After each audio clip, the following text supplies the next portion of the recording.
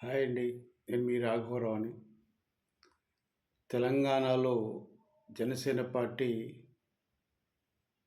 అతివేగంగా పుంజుకుంటుందండి. పవన్ కళ్యాణ్ గారు కొండగట్టు ఆంజనేయ స్వామి దర్శనం చేసుకున్న తర్వాత అక్కడ కార్యకర్తలను ఉద్దేశించి, నాయకులను ఉద్దేశించి ప్రసంగించిన ప్రసంగం తెలంగాణ జనసేన కార్యకర్తలకి జనసేనలో చేరాలనే అత్యుత్సాహాన్ని ప్రదర్శించారు. వాళ్ళందరూ కూడా చాలా ఉత్సాహంగా మున్సిపల్ ఎన్నికల్లో పోటీ చేయడానికి ఉత్సాహం చూపుతున్నారు. ఆ యువత చాలామంది అన్ని పార్టీల నుంచి వచ్చి కూడా చేరుతున్నారు.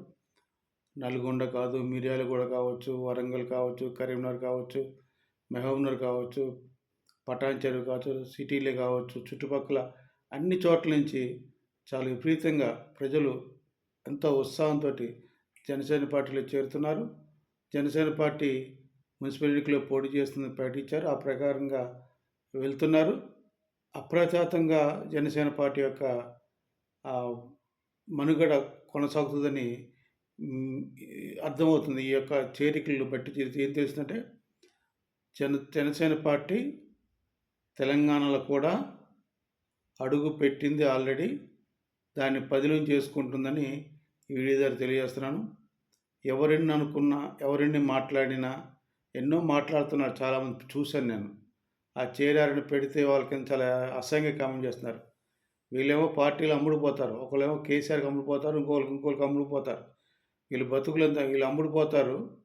ఒక కష్టపడే వ్యక్తి ప్రజలకు సేవ చేయాలి, ప్రజల్లో మార్పు తీసుకురావడానికి కష్టపడుతూ దానికి ఆయనకి అండగా ఉన్న జన సైనికులు, వీరమహిళలకి, పవన్ కళ్యాణ్ గారి అభిమానులకి అడ్డుగోడల్లాగా, దుర్మార్గులుగా, దుష్టులాగా ఉండి జనసేన పార్టీని ఇబ్బంది పెట్టాలని, తూర్పా తగ్గించాలని చాలా శ్రద్ధగా చేసిన ఆ తప్పుడు వెధవలకి ఈ యొక్క ఎన్నికలు సరైన సమాధానం చెప్తాయని నేను గర్వంగా ఫీల్ అవుతున్నాను. ఇప్పుడు తెలంగాణలో గాజు గ్లాసు దెబ్బ తెలుస్తుందని గట్టిగా మాట్లాడుతున్నాను. ఎందుకంటే గాజు గ్లాసు దెబ్బ ఎలా ఉంటుందో అటు కాంగ్రెస్ కావచ్చు, అటు బీఆర్ఎస్ పార్టీ కావచ్చు,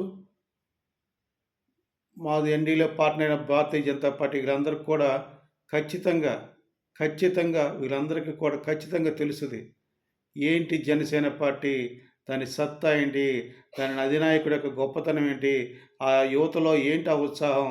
ఆ యువత లేకపోతే ఎవరున్నారు వీళ్ళు? జెండా పట్టుకునేవాడు లేకపోతే వీళ్ళకి ఏంటి? నాయకులు సరిపోదు, జెండా పట్టుకుని ఉండాలి, ప్రజల్లో మార్పు రావాలి, ప్రజల్లోకి చొచ్చుకుపోవాలి. అది పవన్ కళ్యాణ్ గారికి ఉన్న శక్తి ఉంది. ఖచ్చితంగా గాజు గ్లాసు విజృంభణ తెలంగాణ మున్సిపల్ ఎన్నికల్లో చూస్తారని సవివరంగా విరమిస్తున్నాను. జై జనసేన, జై హింద్.